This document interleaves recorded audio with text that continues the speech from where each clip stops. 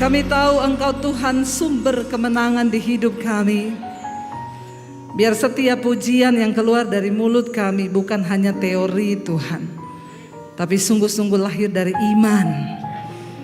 Kami tidak ingin jadi orang yang munafik di hadapan Tuhan. Lihat hati kami, lihat hidup kami. Biar yang kami lakukan berkenan di mata-Mu Bapa. Layakkan setiap kami, urapi hamba-Mu yang tidak ada apa-apanya. Tuhan berbicara bagi kami, sampaikan isi hati-Mu, buat kami mengerti apa yang Tuhan mau untuk kami lakukan hari-hari ini. Terima kasih Bapa, di dalam nama Tuhan kami Yesus Kristus, kami buka hati bagi firman-Mu. Yang percaya Tuhan di tengah kita memberkati kita, mari katakan bersama, amin. Tepuk tangan buat Tuhan. Silakan duduk Bapak Ibu yang terkasih, shalom. Luar biasa ya, hari-hari ini kita tidak perlu takut berlebihan. Ya, dengan virus, dengan semua yang ada, ya. Kalau virus corona itu hanya berkuasa membunuh tubuh, tapi tidak berkuasa membunuh jiwa. Takutlah kepada Allah yang berkuasa membunuh tubuh dan jiwamu di dalam neraka. Ada virus-virus yang lebih mematikan yang dapat membawa kita kepada kematian kekal. Lebih bahaya dari corona, kepahitan. Amin. Amarah, kebencian. Ya, yang masih hidup di dalam kepahitan, amarah, suami istri tidak omongan, yang berantem. Tapi saya yakin di sini sudah tidak ada.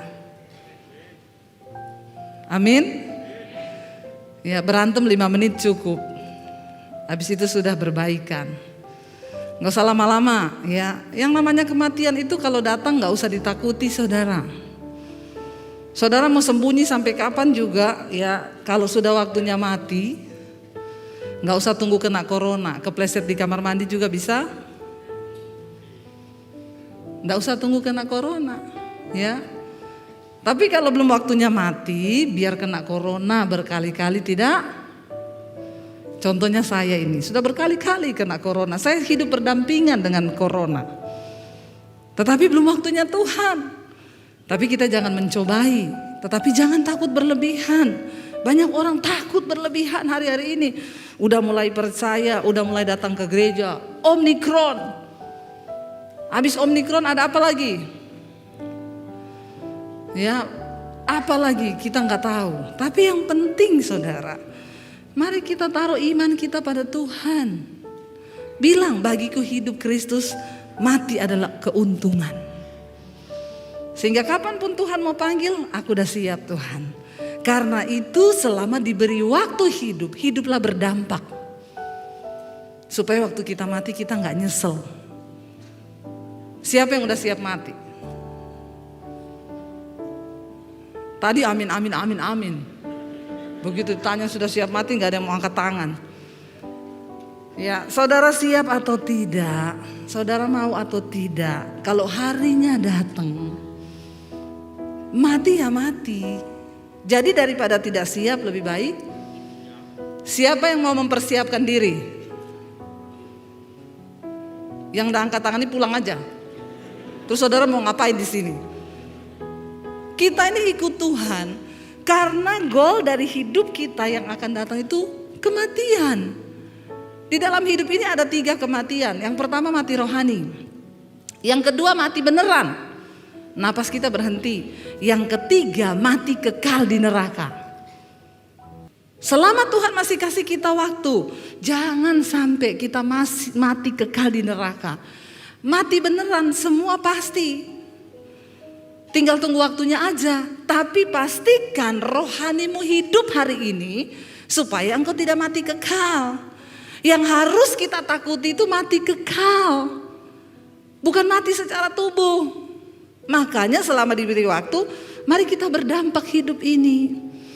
Hari ini saya pengen lanjutkan khotbah tadi pagi. Tadi pagi saya bicara tentang Daud. Ya, saudara, Daud itu berkata dia percaya kepada Allah. Waktu aku takut, aku percaya. Dan itu tidak gampang. Kenapa? Karena banyak orang Kristen berkata percaya pada Tuhan, tapi hanya sedikit yang berani mempercayakan hidupnya kepada Tuhan. Tidak semua orang percaya pada Tuhan itu mempercayakan hidupnya kepada Tuhan. Itu berbeda, saudara. Nah, banyak orang pinter berteori, kalau nyanyi itu hebat saudara, kayak tadi ya. Walau 1000 rebah di sisiku, kau tetaplah Allah penolongku. Pret. Baru denger gini takut. Belum 1000 rebah, baru 2 yang rebah. Itu tetangga mati COVID loh. Makanya gak usah keluar-keluar rumah. Biar cuma di depan pintu, jangan. Nanti kamu kena virus mati. Hello saudara. Hidup mati kita bukan di tangan corona. Ingat ya, saya selalu berkata, hidup mati kita di tangan Tuhan. Kalaupun ada yang mati karena corona, itu memang sudah waktu. Jangan mau dibolak-balikin iblis loh ya. Ini yang saya gak suka saudara, orang Kristen itu ya. Baru kalau nyanyi di gereja, walau 10.000, lebih alay lagi kan. Rebah di kananku takkan ku goyah, sebab Yesus sertaku. Malaikat lihat saudara dari surga ini, pret banget lu. Nyanyi aja pinter saudara. Nyanyi tapi begitu datang udah ketakutan. Apa-apa takut. Kalau udah takut nyanyi, kiri kananku ada Tuhan, sekelilingku ada Tuhan. Kalau orang takut nyanyinya, kiri kananku ada virus, sekelilingku ada Omikron. Jangan saudara. Mari kita kembali kepada iman yang murni. Tadi pagi saya berbicara tentang Daud. Daud menuliskan banyak mazmur, termasuk yang saudara nyanyikan tadi. Yesus memegangku dengan tangan kananmu, Yesus memberiku kemenangan. Kenapa lagu itu hidup? Kenapa mazmur itu hidup waktu kita nyanyikan? Iman itu bangkit. Karena itu keluar dari perkataan orang yang mengalami kesusahan. Kalau saudara mau hidupmu berdampak, makanya saudara harus susah. Nggak ada yang amin. Ya, makanya saudara harus mengalami. Tadi pagi saya menjabarkan bagaimana Daud mau dibunuh sama Saul cuma gara-gara iri hati. Saul itu iri lihat Daud dipuji-puji ketika dia membunuh Goliat. Dia merasa Daud pahlawan, diangkat sama Saul menjadi prajurit, menjadi panglima perang. Daud memenangkan banyak pertempuran. Lalu Alkitab berkata Daud dieluk-elukan, termasuk para gadis-gadis cantik mengeluk-elukan Daud. Saul iri. Dalam hidup ini banyak orang akan iri dengan kita. Ya, inilah hidup, engkau susah diomongin, engkau senang juga. Makanya tidak usah dengar omongan orang. Amin. Ya, kita susah diomongin, senang diomongin juga. Lalu saudara, Daud mau dibunuh sama Saul. Orang yang pertama didatangi Daud ketika dia tahu Saul mau bunuh dia adalah siapa? Jonatan, anaknya Saul. Daud berpikir hanya anaknya yang bisa tolong saya. Waktu orang ada dalam tekanan, dalam kesusahan, reaksi pertama kita mencari pertolongan. Itu manusiawi. Tapi jangan lari ke tempat yang salah. Daud bilang sama Jonatan, bapakmu mau bunuh aku. Jonatan bilang gak mungkin. Kalaupun dia mau bunuh nanti akulah yang berhadapan. Benar, akhirnya Daud bersembunyi. Waktu duduk di meja makan, hari pertama Daud gak datang. Saul gak tanya, hari kedua Daud gak datang lagi. Terus Saul tanya sama anaknya, mana anak Isai itu? Dia udah gak sebut Daud. Mana anak Isai itu? Kenapa dia gak duduk makan? Jonatan bilang, dia lagi pergi pulang kampung ke Bethlehem. Dia udah izin sama aku. Langsung Saul berdiri dari mejanya. Dia bilang, dasar kamu anak sundal demi kandungan ibumu. Aku berkata kepadamu, kamu tidak tahu bahwa Daud itu akan meruntuhkan kerajaan kita. Dan kamu akan kehilangan tahta. Jangan kamu bela dia. Lalu Jonatan berdiri, lalu Saul melemparkan tombaknya hendak membunuh anaknya sendiri. Dari situ Daud tahu pertolongan pertama yang dia datangi ternyata gak bisa menolong. Anaknya Saul sendiri tidak bisa menghadapi dendam bapaknya. Saya ketika membaca itu saya pikir-pikir, Tuhan, Daud itu orang yang berkenan di hatimu loh. Kenapa engkau izinkan? Yang mau bunuh dia ini bukan orang biasa saudara, raja atas Israel. Saudara bayangkan kalau hari ini saudara dicari presiden, mau dibunuh. Saudara mau lari kemana? Ya, mau lari kemana kita? Nggak ada tempat. Akhirnya Daud berpikir tidak bisa lagi ditolong. Dia melarikan diri, saudara. Tempat pertama yang Daud melarikan diri ketika dia keluar dari istananya Saul, dia lari ke Nob. Nob itu adalah satu tempat, itu adalah desa kampung para imam. Daud berpikir kalau dia lari sama para imam, imam itu orang yang dekat dengan Tuhan. Setidaknya bisa menolong dia, memberikan petunjuk. Seringkali kita juga ada masalah yang kita cari siapa? Pendeta. Kalau saudara yang ikut mesbah doa saya, berapa banyak yang ikut channel YouTube saya Debbie Basir TV, angkat tangan. Yang tidak ikut jangan lupa nonton, like dan subscribe. Jangan lupa komen dan share. Saudara, ya, orang yang ikut dengan pengajaran saya tahu. Saya selalu berkata, jangan cari pendeta. Engkau akan kecewa. Jangan cari saya, cari Tuhan. Cari Tuhan. Saya tidak mungkin berdoa buat pergumulanmu dengan hati yang hancur. Dengar baik-baik, nggak ada pendeta mau menangis untuk pergumulanmu, nggak ada. Karena itu doa yang hebat, doa yang didengar Tuhan adalah doamu sendiri di hadapan Tuhan. Makanya saya tidak akan berdoa, ibu-ibu, Bu, doakan suami saya, Bu, Bambang. Doa biar apa, Bu? Biar dia dijamah Tuhan bertobat. Saya bilang tidak bisa dan saya tidak mau berdoa. Kenapa? Saya tidak mungkin menangis buat Bambang. Saya tidak mencintai Bambang. Saya mencintai suami saya Daniel, bukan Bambang. Tidak mungkin saya berdoa sama Tuhan, Tuhan, Bambang, Tuhan. Suami saya lewat, dia bilang, siapa itu Bambang? Cuma gara-gara ibu menitip doa sama saya, rumah tangga saya jadi hancur gara-gara Bambang. Tidak ada nama Bambang kan di sini? Kalau ada pun ya bertobatlah. Saudara, ya, tidak mungkin saya menangis buat suamimu, itu tidak mungkin. Makanya Yesus bilang, tangisi dirimu sendiri. Datang sama Tuhan dengan imanmu. Saya selalu berkata, tidak ada dokter hebat, tidak ada pendeta hebat. Yang ada itu Tuhan yang hebat dengan imanmu yang hebat dan luar biasa.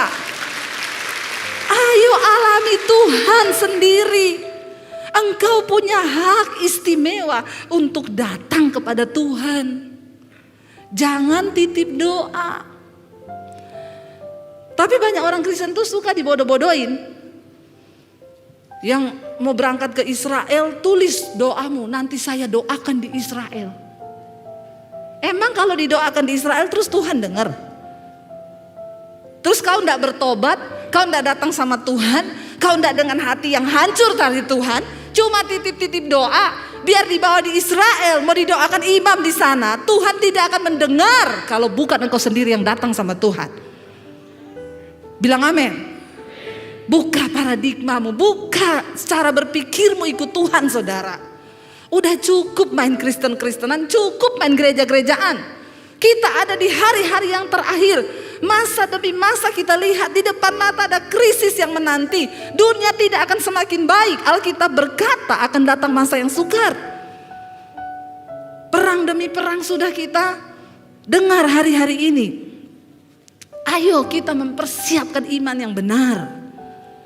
Datang pada Tuhan secara pribadi. Jangan titip doa. Saya selalu berkata jangan titip doa. Saya bukan, kadang-kadang suka reseh ya lihat orang Kristen. WA, Bu, titip doa ya, 1. Usaha suami diberkati, keluarga diberkati. 2, anak mau skripsi biar masa depannya lancar, dapat pekerjaan. 3, saya ketawa lihat kayak begini. Dia kira saya pendeta apaan. Tidak ada makelar masuk surga, saudara. Enggak pakai makelar. Ketika seorang perempuan pendarahan 12 tahun mendengar tentang Yesus, imannya timbul. Waktu imannya timbul, dia dengar Yesus berjalan melewati kotanya. Apa yang dia lakukan? Dia ini sudah menghabiskan harta untuk berobat selama 12 tahun pendarahan. Saudara bisa membayangkan 12 tahun pendarahan. Itu waktu yang singkat atau lama? Lama, kalau kredit rumah sudah lunas. Lama 12 tahun. Ketika dia mendengar tentang Yesus, dia mendengar tentang kabar baik bahwa Yesus menyembuhkan, Yesus juru selamat. Lalu dia dengar Yesus lewat di kotanya. Dia datang menghampiri kerumunan orang banyak. Perhatikan saudara. Perempuan itu dengan iman berkata, asal ku jamah jubahnya, aku pasti sembuh. Tiba-tiba dia menjamah jubah Yesus di tengah kerumunan ribuan orang. Tiba-tiba Yesus berhenti. Yesus tanya kepada murid-muridnya, siapa yang menjamah aku? Muridnya bilang, hello Tuhan, yang menjamah kamu tuh ribuan orang. Orang semua berdesak-desakan. Saya tuh baru mengerti jadi Yesus ya. Gak usah jadi Yesus, saya saudara. Kemarin pelayanan di Palu, yang datang 1.500-an. Orang datang menjamah saya mau pingsan. Bukan mau minta didoakan, minta foto. Sampai saya keringetan, saudara gak bisa napas saya. Akhirnya saya lari ditarik sama panitia, bersembunyi di belakang. Suami saya ketinggalan. Orang Palu ini, dia bilang begini, istrinya ndak ada, suaminya saja. Jadilah mereka berfoto dengan suami saya. Saya lihat di Facebook pada di-upload, ada yang sandar di dadanya. Wah, ini layangan putus ini. Bahaya ini. Di sini tidak ya. Jangan ada yang foto dengan suami saya berdua. Tapi saya yakin orang Surabaya itu lebih kalem. Insya Allah. Saudara, akhirnya Yesus bilang, siapa yang jamah saya? Muridnya bilang, hello Tuhan, yang jamah kamu tuh ribuan orang. Semua orang berdesak-desakan ikut kamu. Dan engkau bertanya siapa yang jamah engkau. Yesus bilang begini, yang ini dia menjamahnya beda. Karena ada kuasa yang keluar dari diriku. Wow, saudara lihat imannya. Yesus bahkan tidak mendoakan dia tumpang tangan. Dia nggak cerita, Yesus aku pendarahan 12 tahun, tolong doakan tumpang tangan aku. Enggak. Dia datang sendiri dengan iman yang hidup menghampiri Tuhan. Asal ku jamah jubahnya, aku sembuh. Dengan iman yang hidup itu dia jamah jubah Yesus. Alkitab berkata, ada kuasa yang keluar dari diri Yesus. Yesus bilang sama muridnya, semua orang menjamah aku, tapi cuma satu yang membuat kuasa keluar dari diriku. Perempuan yang merasa dia sudah sembuh saat itu dan dia menjadi takut mendengar Yesus ngomong gitu. Dia angkat tangan, aku Tuhan, aku pendarahan 12 tahun. Dan aku menjamah cuma dengan berkata, asal ku jamah jubahmu, aku pasti sembuh. Saudara, ini gambaran orang Kristen hari-hari ini. Yang ngaku ikut Yesus, percaya Yesus banyak, ribuan orang. Semua datang ke gereja hari Minggu. Tapi yang mengalami kuasa Tuhan cuma sedikit. Hanya mereka yang mau sungguh-sungguh datang dengan iman yang hidup. Dan percaya bahwa kalau aku ketemu Tuhan, aku akan mengalami kuasa Tuhan. Ayo hidupkan imanmu. Terlalu rugi. Kita punya waktu hidup di dunia tidak banyak. Sayang di waktu yang singkat kita habiskan hidup dengan menghabiskan kekuatan, stres, depresi, tertekan. Dan imanmu mati. Saya sudah mendengar banyak kesaksian. Orang-orang yang tadinya hampir bunuh diri. Dia bilang, lalu saya dengar khotbah ibu. Saya mulai mendengar firman. Saya mulai tangkap firman itu. Saya hidupi dan saya imani. Enggak jadi bunuh diri, Bu. Bahkan hutang, ekonomi, keluarga, Tuhan pulihkan semuanya. Dan dia mau melakukan hari-hari ini buat saudara. Saya bukan cuma berteori. Saya mengalami Tuhan. Awal pandemi kita sudah mau jual rumah Jakarta pulang ke Solo. Saya bilang sama suami saya, kita nggak tahu keadaan ke depan. Yang terburuk kita jual rumah Jakarta, kita pulang ke Solo. Bersyukur masih ada yang bisa dijual.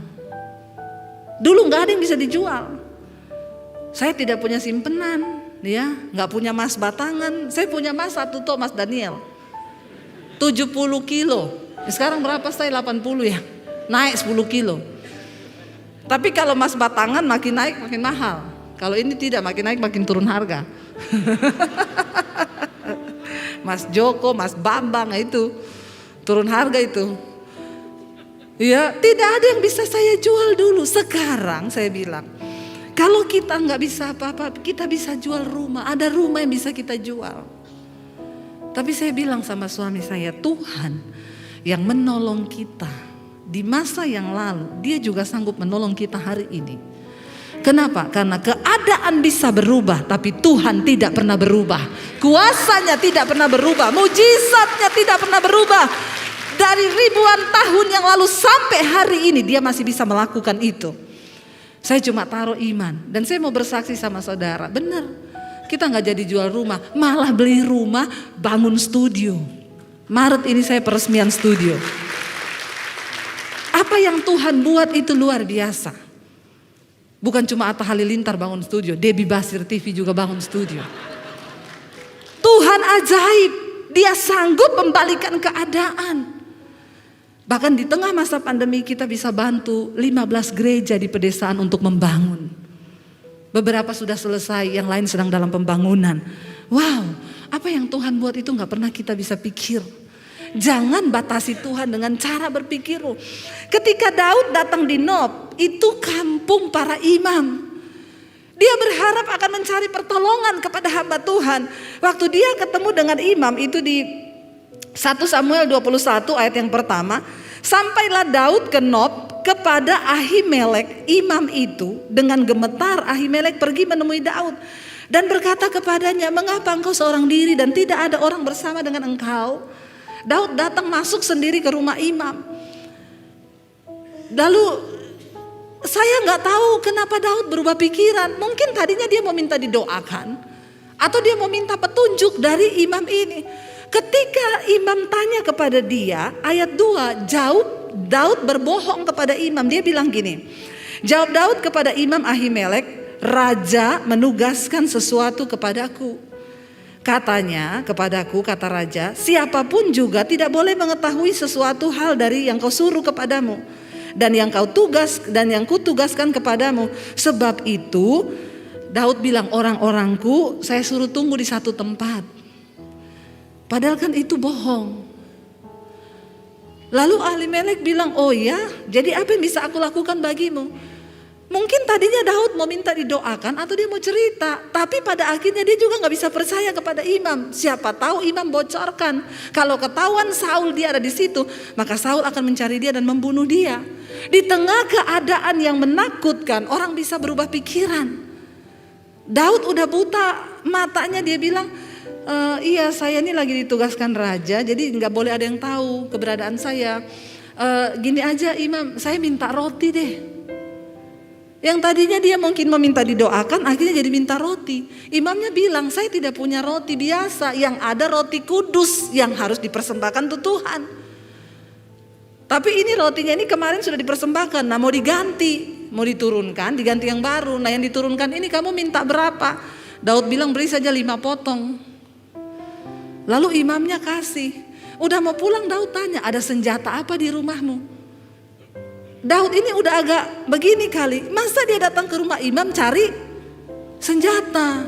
Harusnya dia ke pangkalan militer minta senjata, tapi dia datang ke rumah imam. Dia tahu di situ tidak ada senjata.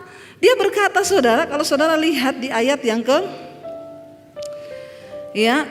berkatalah Daud kepada Ahimelek, ya, ayat 8, 1 Samuel 21.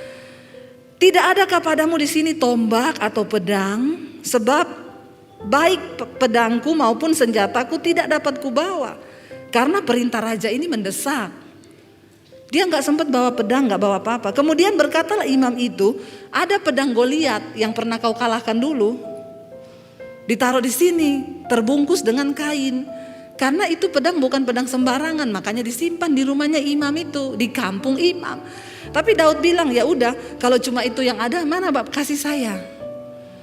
Saudara, ketika Daud lari, ternyata di situ ada pelayannya Saul.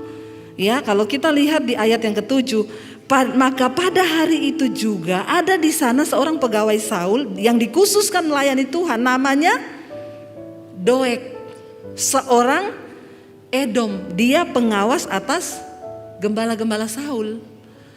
Saul lihat, ada Doeg, sebentar lagi dia bakal lapor sama Saul. Saya harus cepat-cepat meninggalkan kampung ini. Karena nggak tahu mau lari kemana, Daud memilih lari ke Gad. Padahal Gad itu adalah wilayah Filistin. Itu tempat musuhnya, di mana dulu dia pernah bunuh Goliat. Goliat itu orang Filistin. Nalarnya sudah buntu. Kenapa saudara? Daud berpikir, Gad tempat yang aman, karena itu musuhnya Saul. Saul tidak mungkin datang ke negeri musuhnya. Ketika kita ada dalam kesusahan dan tekanan, seringkali kita nih main tabrak kanan kiri. Kita pikir nih jalan yang dapat menolong kita, ini yang baik, itu yang baik. Pada akhirnya buntu semuanya saudara. Daud lari ke Gad. Sampai di Gad ada orang yang kenal dia. Orang itu bilang gini, dia ini dulu yang bunuh Goliat loh. Dia ini pemimpin pasukan Raja Saul. Dieluk-elukan, dia membunuh berlaksa-laksa. Sementara Saul cuma membunuh beribu-ribu. Ditangkaplah dia, dibawa ke depan Raja Gad. Dikatakan di sana, kemudian bersiaplah Daud dan larilah dia. Saat itu dari Saul sampailah ia ke Akis, raja di kota Gad. Dia dibawa ke rumahnya Raja Akis. Raja, ini dia panglima perangnya Saul. Ketika di dalam tekanan itu Daud melihat dia sudah terjepit. Alkitab berkata, Daud pura-pura jadi orang gila. Dia meludah-ludah, ludahnya dibiarkan di janggutnya. Lalu dia mulai ngomong sembarangan. Dia ngomong sama tembok, dia ngomong di pintu. Lalu Raja Akis marah. Kenapa kamu bawa orang gila kemari? Bawa dia keluar dari rumah saya. Jangan bawa orang gila ke sini. Akhirnya Daud pergi. Saudara tahu waktu Daud pergi ke kota Gad, sampailah Raja Saul di kota Nob tadi. Saudara tahu ketika Saul sampai di Nob, dia ketemu dengan Imam Ahimelek yang ngasih tahu siapa? Doeg tadi pegawainya. Lalu Raja Saul bilang, kamu kebangetan ya, kamu mengkhianati saya dengan menyembunyikan Daud. Lalu imamnya bilang, saya tidak tahu apa-apa. Daud juga gak cerita apa-apa, karena dia bilang dia sedang di dalam tugas yang kamu berikan. Saul bilang, bohong. Dia menyuruh semua tentaranya membunuh semua imam yang ada di Nob. Tetapi tentaranya gak mau. Kami tidak mau mengotori tangan kami, berdosa membunuh para imam. Lalu Saul menyuruh Doeg tadi anak buahnya, habisi. Dia membunuh pada hari itu juga 85 orang imam di kota Nob. Gara-gara Daud. Ini serius saudara. Makanya Daud ketakutan. Ketika Daud mendengar semua imam itu dibunuh satu kota. Daud tahu ini tidak main-main, Saul mencari dia. Di dalam pelariannya dia mencoba ke sini ketahuan, ke sana ketahuan. Yang terakhir dia lari ke Gua Adulam. Coba kita lihat saudara di sini. Ya, saya waktu membaca ini, wah luar biasa, nggak apa-apa ya. Kita belajar kisah di Alkitab. Jadi saudara bukan cuma hanya dengar, tetapi saudara tahu ceritanya. Di dalam 1 Samuel 22 ayat yang pertama, judul perikopnya akhirnya ketika Daud lari ke Nob, semua imam dibunuh, dia lari ke Filistin di Gad, akhirnya dia sampai lari di Gua Adulam. Di dalam tekanan, di dalam penderitaan, ketakutan, ada ayatnya dikatakan maka Daud takut sekali ketika dia mendengar Saul dengan dendamnya saudara mencari dia. Kita baca ayat yang pertama, 1 Samuel 22 ayat yang pertama.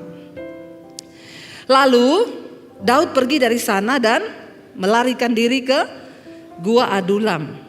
Ketika saudara-saudaranya dan seluruh keluarganya mendengar hal itu, pergilah mereka ke sana mendapatkan dia. Ayat yang kedua, berhimpunlah juga kepadanya apa? Setiap orang yang dalam kesukaran, setiap orang yang dikejar-kejar piutang, datang sama dia di situ. Setiap orang yang sakit hati, maka ia menjadi pemimpin mereka. Bersama-sama dengan dia ada berapa? 400 orang. Saudara bisa bayangkan, saya yakin pergumulan hidupmu yang kau hadapi hari ini tidak seberat Daud. Dia mau dibunuh Raja Israel, dia lari sembunyi di gua. Saudaranya tahu, datang sama dia.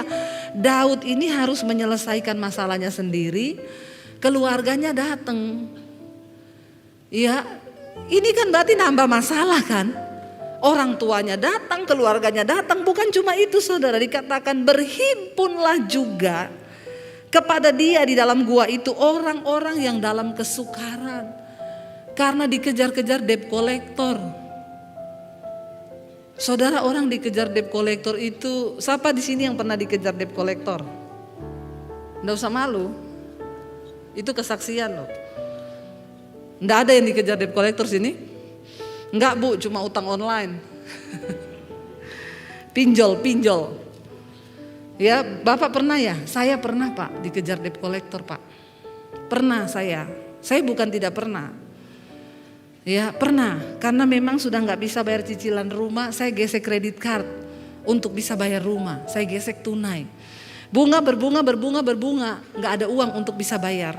Semuanya berhenti, mandek, rumah saya terancam ditarik, bahkan utang kredit card semakin bertumpuk. Debt collector datang di rumah teriakin saya, "Hei, pendeta nggak tahu malu nggak bayar utang." Saya cuma bilang, saya bukan nggak mau bayar, saya mau bayar. Tapi memang saya lagi kesulitan keuangan.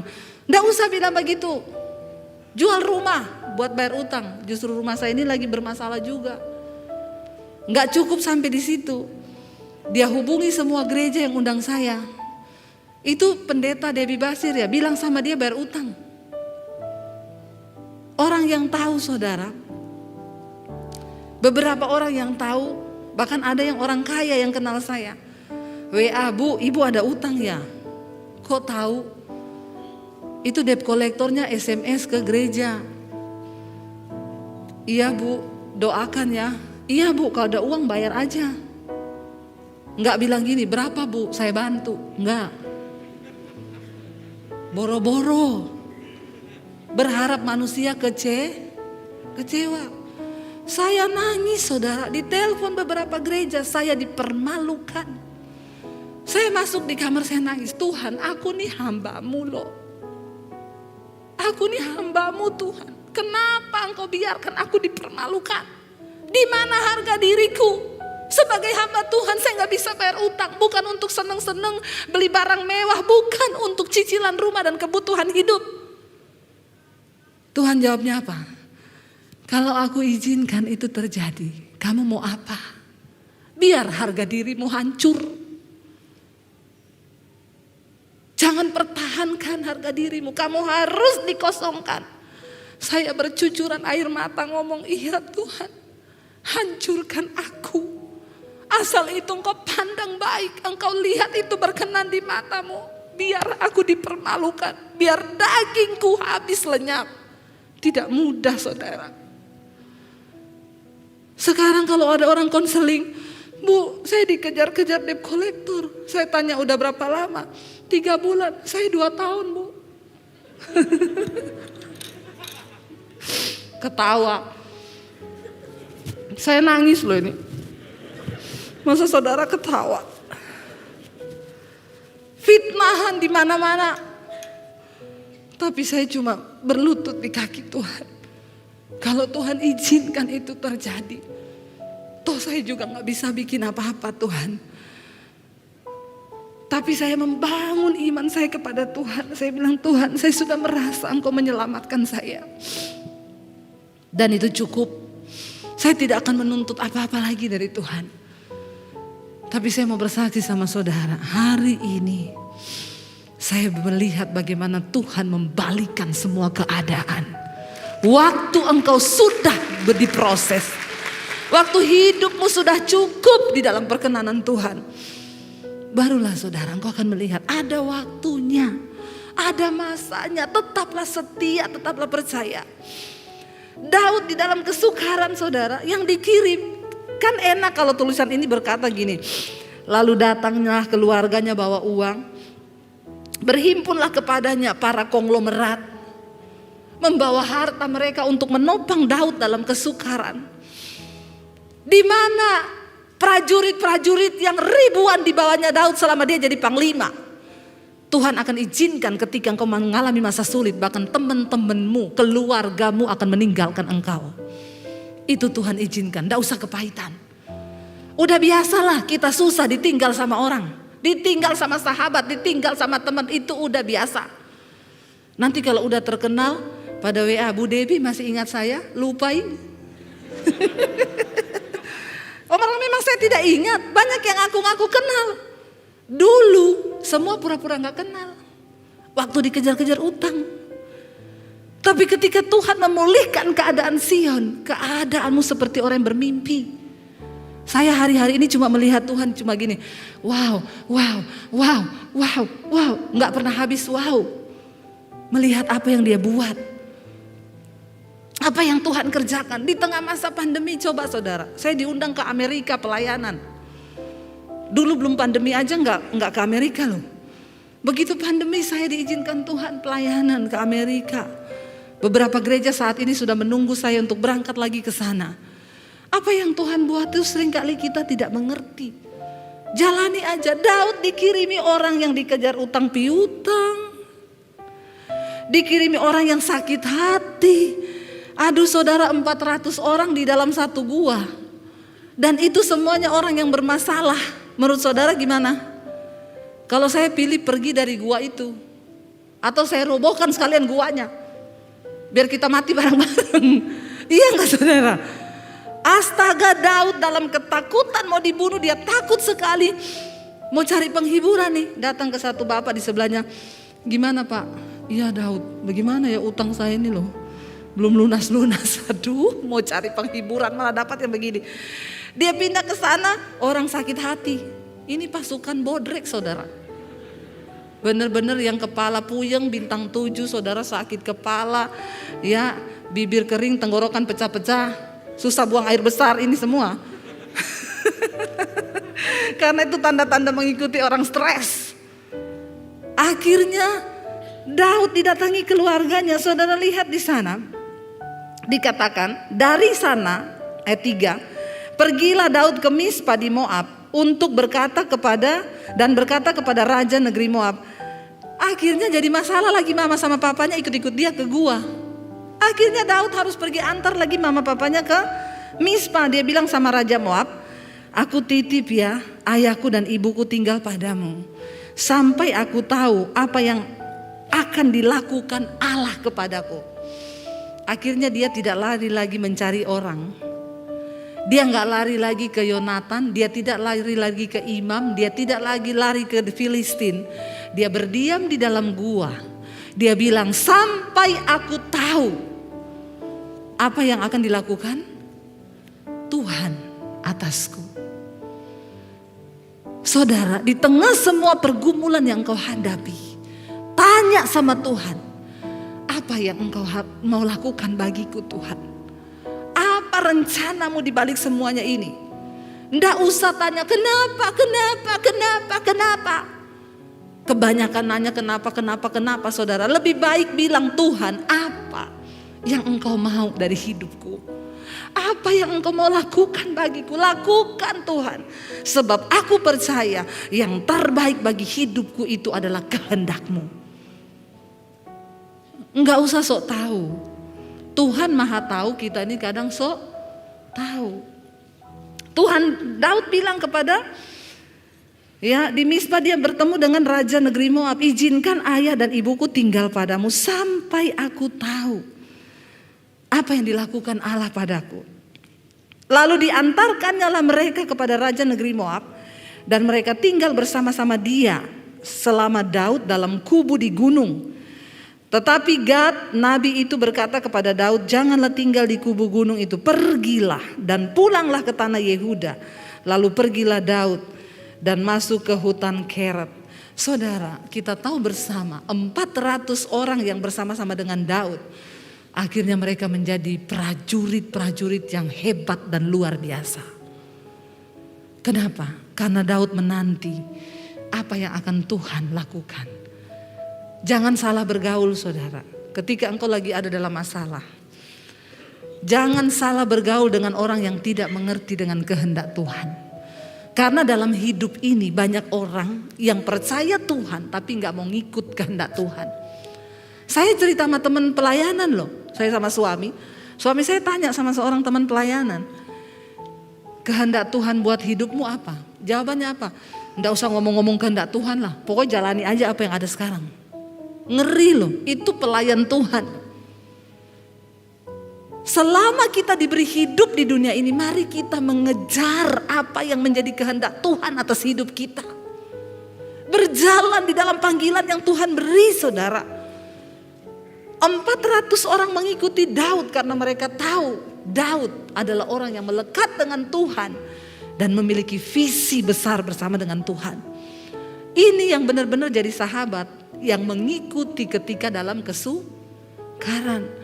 Kalau waktu kita sudah diberkati, kita sudah terkenal, orang mau ngikut, itu palsu. Tapi ketika kita susah, ada yang mengikuti kita dari masih kita susah. Itu sahabat sejati, saudara. Karena dia tahu benar siapa kita. Saudara, Daud berkata, sampai aku tahu apa yang akan dilakukan Tuhan terhadap aku. Dia enggak ngomong gini, nanti ya saya beresin dulu nih. Pokoknya kalau Saul sudah beres, saya jemput mama papa saya. Enggak. Sampai aku tahu apa yang akan Tuhan lakukan atas hidupku. Saudara, sudahkah engkau tahu apa yang akan Tuhan lakukan atas hidupmu hari ini? Kalau belum, bertanyalah, Tuhan, apa yang engkau mau dari hidupku? Apa yang engkau mau, Tuhan? Beritahukan kepadaku. Aku tidak ingin hidup jadi Kristen yang seperti ini terus. Apa yang Tuhan mau? Beritahukan. Dan aku mau menjalani setiap proses itu. Supaya aku berkenan. Orang yang berkenan di hadapan Tuhan adalah orang yang diproses oleh Tuhan. Dan dia membuktikan kemurnian imannya dengan dia terus hidup berkenan kepada Tuhan. Saudara, kita tidak akan pernah mungkin berkenan kalau kita gak mau diproses. Hari ini, kalau engkau sedang ada di dalam proses Tuhan, jalani, syukuri. Karena hidup ini bukan cuma tentang yang enak. Ikut Tuhan itu bukan cuma tentang mujizat. Ikut Tuhan itu bukan cuma tentang engkau dilepaskan dari masalah. Ikut Tuhan bicara tentang bayar harga. Dibentuk, sakit, menderita, dagingmu dihabisi. Baru engkau bisa berkenan di hadapan Tuhan. Saya berdoa hari ini kalau ada saudara yang belum diproses, biar diproses sama Tuhan. Bilang amin. Bilang, proses aku Tuhan. Itu baik. Daud bilang, aku menderita, aku tertekan, itu baik bagiku.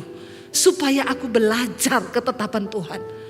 Makanya dia bilang begini, saudara, waktu aku takut, aku percaya. Coba kita buka tadi Mazmur 56. Ya, ini yang Daud katakan ketika dia berada di Gad lalu dia ditangkap, saudara, oleh tentara Filistin. Judul perikopnya di sana, kepercayaan kepada Allah dalam kesusahan. Dikatakan di sana ayat yang pertama, untuk pemimpin biduan menurut lagu merpati di pohon-pohon tarbantin yang jauh. Miktam dari siapa? Daud, ketika orang Filistin menangkap dia di Gad. Daud menulis Mazmur ini saat dia ditangkap. Dia bilang apa? Kasihanilah aku ya Allah, sebab orang-orang menginjak-injak aku sepanjang hari. Orang-orang memerangi dan mengimpit aku.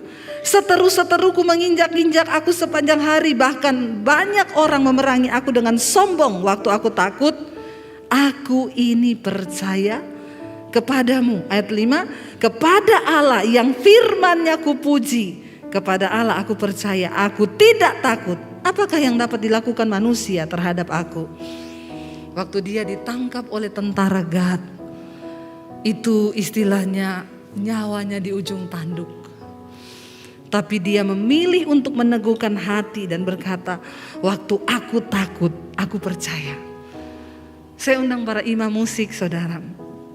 Hari ini, mari kita mau membangkitkan iman kita di hadapan Tuhan, saudara. Biar kita mau berkata, Tuhan, mungkin hari ini kami takut, tapi kami memilih untuk percaya. Mari kita mau berkata kepada Tuhan hari ini, Kau telah Tuhan yang berjanji. Dan ketika Engkau berjanji, tidak sedikit pun Engkau ingkari janji-Mu, Tuhan. Kami percaya itu, Bapa. Karena janji-Mu itu teruji, firman-Mu itu terbukti. Mari kita bangkit berdiri bersama, saudara. Kaulah Tuhan, katakan pujian ini dengan iman. yang berjanji, Amin, Tuhan. tak sekalipun Kau Tak sekali pun Engkau ingkari.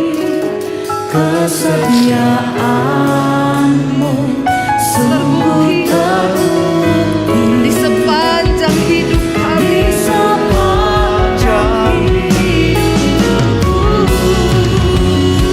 Selamanya ku tak setia melayani, mengasihi-Mu. Tiada Tuhan seperti-Mu, Yesus.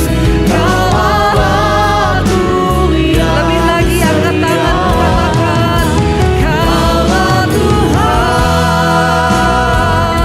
yang berjanji, tak sekalipun Kau ingkari. Kesetiaan-Mu sungguh terbukti di sepanjang hidupku. Selamanya ku kan setia melayani, mengasihi-Mu. Tiada Tuhan seperti-Mu, Yesus. Kau Allahku yang lebih lagi katakan sambil angkat tangan. yang berjanji, Yes, amin. tak Tak sekali pun Engkau ingkari janji. Amin, Yesus. kesetiaan-Mu sungguh terbukti di sepanjang hidupku. Selamanya ku kan setia melayani, mengasihi-Mu. Tiada Tuhan seperti-Mu, Yesus. Kau Allahku yang setia. Hari ini kami memilih untuk menetapkan kepercayaan kami mengikut Tuhan. Untuk menetapkan hati percaya pada firman-Mu. Sebab Engkau Tuhan yang berjanji, tidak pernah Engkau ingkari janji-Mu, Bapa. Ajar kami terus setia dalam segala keadaan. Tuhan, Engkau melihat anak-anak-Mu, mereka yang sedang ada dalam masalah keuangan, masalah kesehatan, masalah rumah tangga. Kami tahu tidak ada satu pun yang luput dari pandangan Tuhan. Tapi biar hari ini kami berkata, beritahukan kepada kami apa yang harus kami lakukan, Tuhan. Apa yang Engkau mau dari hidup kami, supaya kami sungguh-sungguh mempersembahkan hidup yang berkenan di hadapan Tuhan. Berkati anak-anak-Mu, berkati gereja-Mu, Tuhan. Murnikan kami di hari-hari terakhir ini, agar kami punya iman yang benar di hadapan Tuhan. ketika Engkau datang kali yang kedua, Engkau dapati kami berkenan di mata-Mu Bapa. Terima kasih Tuhan, terima kasih Yesus. Segala pujian, hormat, kemuliaan hanya bagi Engkau. Dalam nama Yesus, mari katakan bersama, amin.